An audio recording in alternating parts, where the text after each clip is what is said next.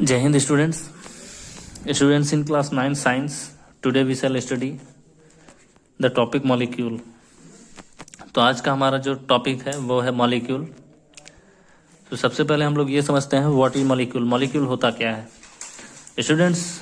A molecule is a group of 2 और more atoms. एक molecule जो है वो 2 या 2 से अधिक एटम्स का एक ग्रुप है।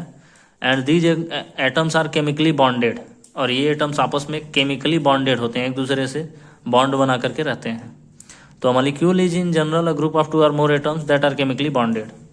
तो मॉलिक्यूल को हम लोग बोल सकते हैं अ ग्रुप ऑफ 2 और more atoms which are chemically combined with each other. एक दूसरे से केमिकली कंबाइंड होते हैं।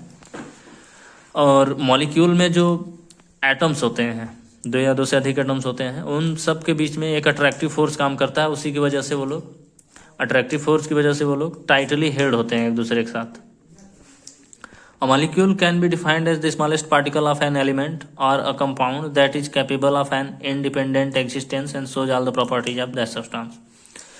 तो स्टूडेंट्स यहाँ पे एक मॉलिक्यूल जो है वो इस तरीके से भी डिफाइन किया जा सकता है, smallest particle of an element. किसी भी एलिमेंट का सबसे छोटा पार्टिकल, स्मॉलेस्ट पार्टिकल, या किसी कंपाउंड का स्मॉलेस्ट पार्टिकल जो कि इंडिपेंडेंट एग्जिस्ट कर सकता है। जैसे हम लोग एटम में अभी देख रहे थे, एटम जो है वो इंडिपेंडेंटली एग्जिस्ट नहीं कर सकता, लेकिन मॉलिक्यूल जो है वो इंडिपेंडेंटली एग्जिस्ट कर सकते हैं। किसी भी एटम का मॉलिक्यूल हो गया, जैसे कि ऑक्सीजन गैस है। Oxygen very reactive non metal है, लेकिन ऑक्सीजन गैस यानी कि O2 जो है वो ऑक्सीजन गैस का एक मॉलिक्यूल है और वो इंडिपेंडेंटली एग्जिस्ट कर सकता है।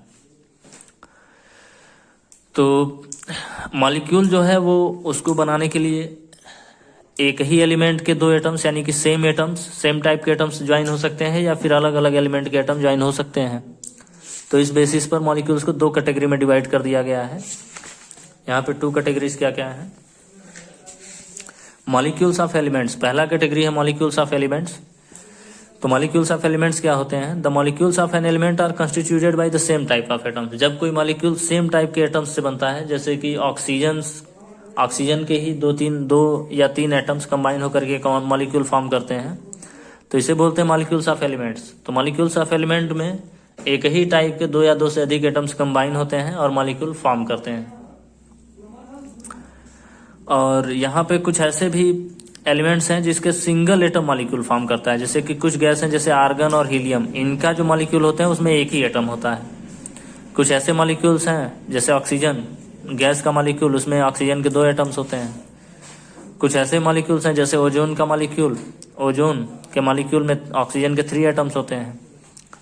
तो स्टूडेंट्स इस तरीके से एक ही टाइप के 2 या 2 से अधिक एटम्स या एक एटम भी कंबाइन होकर के जब मॉलिक्यूल फॉर्म करते हैं तो उस मॉलिक्यूल ऑफ एलिमेंट्स बोलते हैं।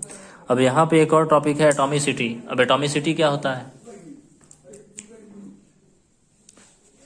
एटॉमिसिटी क्या होता है? The number of atoms constituting a molecule is known as its atomicity. तो किसी भी मॉलिक्यूल को फॉर्म करने के लिए जितने नंबर ऑफ एटम्स कंबाइन होते हैं उसे बोलते हैं एटॉमिसिटी। जैसे यहाँ पे हम लोग देख रहे हैं आर्गन का मॉलिक्यूल फॉर्म करने के लिए केवल एक एटम होता है, सिंगल एटम, तो आर्गन की एटॉमिसिटी 1 होती है। ऑक्सीजन गैस का मॉलिक्यूल में 2 ऑक्सीजन के एटम्स होते हैं, तो ऑक्सीजन गैस के मॉलिक्यूल में 2 ऑक्सीजन एटम होते हैं, इसलिए ऑक्सीजन गैस की एटॉमिसिटी 2 होती है। ओजोन गैस के मॉलिक्यूल में 3 ऑक्सीजन एटम्स होते हैं, इसलिए ओजोन गैस की एटॉमिसिटी 3 होती है। तो इस तरीके से ये है एटॉमिसिटी। अब इसके बाद हम लोगों का नेक्स्ट टॉपिक है मॉलिक्यूल्स ऑफ कंपाउंड्स। कंपाउंड्स के मॉलिक्यूल्स। तो मॉलिक्यूल्स ऑफ कंपाउंड्स क्या होते हैं? Atoms of different elements join together in definite proportion to form molecules of compounds. तो अलग अलग एलिमेंट्स के एटम्स कंबाइन होते हैं to form a compound, form a molecule, then these molecules are called molecules of compounds. जब किसी अलग अलग टाइप के एलिमेंट्स के एटम्स कंबाइन होकर के एक मॉलिक्यूल फॉर्म करते हैं तो उसे कहते हैं मॉलिक्यूल्स ऑफ कंपाउंड्स। अब मॉलिक्यूल्स ऑफ कंपाउंड्स में सारे एटम्स डिफरेंट टाइप के होते हैं। एग्जांपल के लिए यहाँ पर दिया हुआ वाटर का फार्मूला H2O होता है, जिसमें हाइड्रोजन और ऑक्सीजन के एटम्स जो होते हैं वो कंबाइन होकर के मॉलिक्यूल फॉर्म करते हैं। अमोनिया का फार्मूला NH3 होता है, जिसमें नाइट्रोजन और हाइड्रोजन कंबाइन होते हैं। Carbon dioxide gas CO2 formula होता है, जिसमें कार्बन और ऑक्सीजन कंबाइन होकर के मॉलिक्यूल फॉर्म करते हैं। अब स्टूडेंट्स यहाँ पे नेक्स्ट टॉपिक हम लोगों का है आयन। अब आयन क्या होता है? तो students compound composed of metals and non metals contain charge species. जो कंपाउंड्स मेटल्स और नॉन मेटल से बनते हैं, जैसे कि सोडियम और क्लोरीन से बनने वाला कंपाउंड है NaCl। तो जो कंपाउंड्स मेटल्स और नॉन मेटल से बनते हैं, जैसे कि NaCl, ये सोडियम आयन और क्लोराइड आयन से फॉर्म होता है। तो ऐसे जो कंपाउंड्स हैं वो चार्ज स्पेसीज से बनते हैं। ये इन दोनों को चार्ज स्पेसीज कहते हैं, चार्ज स्पेसीज से बनते हैं। This charge species are known as ions. इन्हीं चार्ज स्पेसीज को आयंस कहते हैं। अब कुछ ऐसे चार्ज स्पेसीज होते हैं जिनमें प्लस चार्ज होता है, तो उनको कैटायन कहते हैं। प्लस पॉजिटिव चार्ज आयन या फिर कैटायन, पॉजिटिव चार्ज आयन या फिर कैटायन बोलते हैं। और negatively charge ion is called anion. और अगर नेगेटिव चार्ज है आयन पे तो उसको बोलते हैं एनायन या फिर negative charge ion. Anion means negative charge ion और cation means positively charge ion. अब स्टूडेंट्स यहाँ फोकस करेंगे हम लोग आयन बनते कैसे हैं। तो आयन कैसे बनते हैं, इसके लिए हम लोगों को चैप्टर 4 यानी कि एटॉमिक स्ट्रक्चर पढ़ना पड़ेगा। यहाँ पे मैं थोड़ा सा ब्रीफ में एक्सप्लेन कर देता हूँ। स्टूडेंट्स, सोडियम जैसे कि हो गया, इसमें 11 इलेक्ट्रॉन्स होते हैं। इसका एटॉमिक नंबर 11 होता है, 11 इलेक्ट्रॉन्स होते हैं। तो इससे प्लस चार्ज आता कैसे है? जब ये एक इलेक्ट्रॉन लूज कर देता है, एक इलेक्ट्रॉन पर माइनस चार्ज होता है। जैसे ये एक इलेक्ट्रॉन लूज कर देता है तो सोडियम पर एक प्लस चार्ज आ जाता है।